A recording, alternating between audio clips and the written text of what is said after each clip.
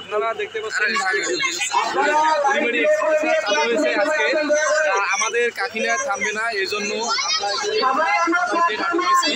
আর ট্রেনটা কাকিনায় থামতে হবে। এই যে অনেক মানুষ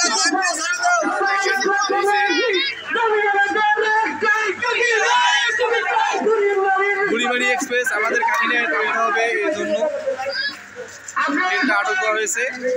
আর এই যে এই ট্রেন চালু ছিল, আজকে চালু হয়েছে। আপনারা দেখেন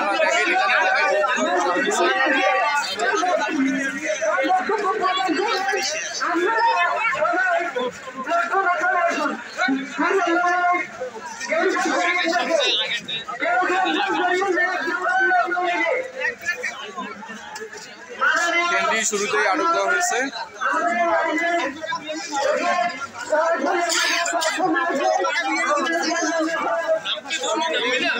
যাওয়ার জায়গা পাচ্ছে না তো, আমাদের পাবলিক সরেই না, তাহলে হবে।